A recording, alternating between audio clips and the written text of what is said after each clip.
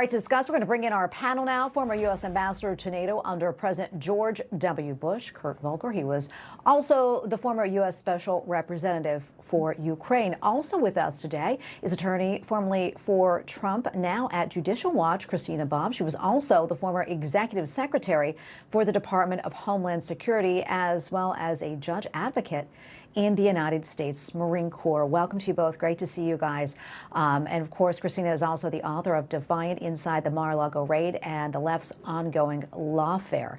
All right, so ahead of the summit, NATO Secretary General Mark Rutte announced that billions of dollars in defense projects, seemingly in an effort to reassure President Trump that NATO is holding up its end of the deal to make and meet a 5% spending criteria. Despite the announcements, President Trump did make it clear that he's still pretty frustrated. Listen. I was testing people. I was testing to see whether or not they'd be there, because I've long said that we help them, but I'm not sure that they'd be there for us. And Italy turned us down, and Germany turned us down, and France turned us down. And it's okay, but, you know, why are we spending hundreds of billions of dollars and they're not there for us? He also said one of the main reasons that he attended this year's summit was because it was hosted by Turkish President Erdogan, highlighting their personal relationship. Ambassador Volker, do you think NATO has done enough to convince President Trump that the alliance is finally sharing the burden? Yeah. Well, I think what President Trump is doing is trying to keep the pressure on. They have done an awful lot, both in terms of new defense spending, in terms of development of defense industry. He mentions with that clip you just played, he was talking about how some countries did not help or allow use of airspace or bases in order for the U.S. to conduct attacks on Iran. Many other NATO countries did, and we probably couldn't have done the operation against Iran without our facilities in Europe. But he likes to keep the pressure on. He likes to keep that posture of pushing NATO to get them to continue to do more. So I think he's going to walk away from this summit pleased that, you know, he's got the Trump trillion, as Secretary General Rutte says, an additional $1 trillion being spent compared to when he first took office. But at the same time, he's going to say they need to do more. Yeah, and President Trump was also asked about reports that his administration is considering restoring Turkey's access to the F-35 fighter jet program. That's a major policy shift after Turkey was removed from that program during the president's first term. Here's how the president responded. We have a better relationship with Turkey, and Turkey's been in many ways much more loyal than other countries that we think would be loyal. So something certainly we would consider. It's a great plane. It's the best, currently the best plane by far. And it's certainly something we will consider. And Israel's Prime Minister Benjamin Netanyahu has reportedly urged President Trump not to move forward, warning that it could shift the military balance in the region, given President Erdogan's increasingly hostile rhetoric towards Israel. But President Trump praised Turkey, saying that they could have gotten involved in the hostilities against Israel, and they didn't. He even said that he would get rid of the sanctions against Turkey.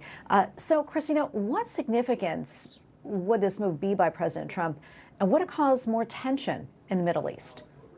Yes, it would, and I think that's his objective, actually. I agree completely with Kirk that President Trump has a very high tolerance for stress and tension among peers, in this case, among nations, and I think he's using his rhetoric and using his ability, his reputation of someone who would actually, move forward in these directions to let our allies know, hey, nothing is certain. You're not guaranteed that the United States is going to just kowtow to you and do whatever you want. You can't just take from the United States and not repay it. We'll look elsewhere. Now, do I think he's actually going to do anything to harm our allies? No, of course not. And I don't think those relationships will be damaged by this. But I do think it's a show of force to say, hey, I'm willing and able to look for help elsewhere. As far as the sanctions go, it was Donald Trump in his first administration that actually issued the sanctions. So to the extent that he believes that the conditions have improved and are better and that he doesn't need them anymore, he can lift them. He was the one that instituted them in the first place. So yeah, I think it's a power move to put pressure on our allies to actually step up and help us. Yeah, and President Trump spoke with both Ukrainian President Vladimir Zelensky and Russian President Vladimir Putin. And he said today that they both want to end it, claiming that something will come out of this. President Trump is expected to meet with Zelensky tomorrow, where Ukraine is expected to push for additional air defense interceptors after Russia launched another wave of missile and drone attacks that strained Ukraine's defenses. NATO leaders are expected to reaffirm additional military support from Kyiv during the summit. Ambassador, could President Trump's direct engagement with both Putin and Zelensky, could that create a real opening, do you think, for negotiations, or are the two sides still, pretty far apart when it comes to meaningful progress? Yeah, well, as President Trump reported it, both of them told him that they wanted to end the war. The problem is that Zelensky is telling the truth and Putin is lying. Putin actually wants to continue the war and see if he can take over Ukraine. And I think he's going to try to drive this all the way through this winter again, if he can, just as he did last winter, to see whether he can knock out Ukraine's energy grid and force them to capitulate. So the way you end this is the reality on the ground. Putin has to see that he cannot win and will only weaken Russia the more he continues. He doesn't see that yet, but it's getting closer to that point. I would predict maybe sometime next year we'll get there. But the more we can do to put pressure on Putin and convince him that he's going to be weakening Russia day by day if he keeps this up, that's the best way to get an end to the war. Well, Ambassador Volker, Christina Bobb, great to be with you both today. Thanks so much for your insights. Thanks, Thank you. Tracy.